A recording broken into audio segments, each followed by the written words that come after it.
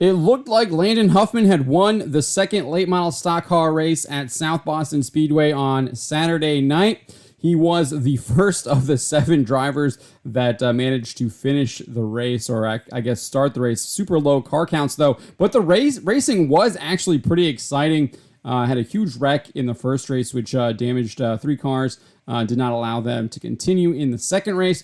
And then Huffman was able to kind of pull away and seemingly take the victory, but not so fast. South Boston Speedway declared that he was disqualified after Carter Langley, who finished second and is in a very tight track championship race with Peyton Sellers, decided to challenge him in the tech shed. This is what we have from South Boston Speedway. Langley's win in the night's second 70-lap race resulted from the disqualification of apparent race winner Landon Huffman. After the race, Langley's team protested Huffman's car, citing the shock absorbers on the car. Track officials found the shocks on the number 22 car, driven by Huffman, did not conform to NASCAR Advanced Auto Parts Weekly Series Late Model Stock Car Division rules. The number 22 team cited it was an oversight as the shocks were approved for non-NASCAR competition. And so you might be thinking it's probably because he was running his Cars Tour approved shocks, and you would be correct in that. This is what we have here from Landon Huffman on Twitter. He says, well, we won tonight, and then we didn't. Protested by the 5 car, and the left rear shock had incorrect valving for the NASCAR rulebook versus Cars Tour black and white rule, and it was wrong. I don't work on these cars like my own. Never been DQ'd in my life until last 2. Proud of effort, frustrated at the circumstances. So he's talking about that he was DQ'd from the South Boston 200, where he had unofficially finished 3rd. Upon post-race inspection, he was disqualified.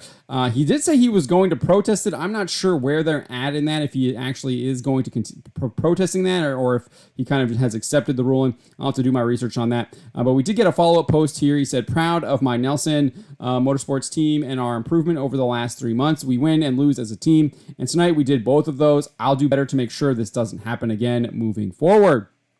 Interestingly, we did get a response from Cars Tour co-owner Dale Earnhardt Jr. He says, damn, I know this feeling. He would, because Carson Quaffle was also disqualified for the South Boston 200, if you are not aware. Carson Quaffle drives the Junior Motorsports late model stock car that had been previously driven by Josh Berry before he moved up into the Xfinity Series and raced for Junior Motorsports there. So he just had his car DQ'd at South Boston as well. He says, getting Cars Tour and NASCAR rules closer aligned to allow competition to mix without concern is a goal of ours. Should be attainable. Yeah, I don't think it should be very difficult to do that if they just copy the NASCAR rulebook. I don't know. That seems pretty easy to do if that's what they're going to do. And then Landon Huffman did respond here and says, I hope we can on to the next. The next really big race for late model stocks is at Langley Speedway down in Hampton Roads for the Hampton Heat 200. It is the second leg in the Virginia Triple Crown. Hopefully it should be quite a big car count there. I think Connor Hall is definitely the big favorite. He's won 10 races there in weekly series racing and has started 10. So he's won all of the races he has started. And that includes Twins, where he's had to come back from an invert as well and race through the field. So should be a good race there. Will be interesting to see what happens if there's any more disqualifications, because it does seem like there is a lot of disqualifications happening this year in the tech shed in the late model stock division.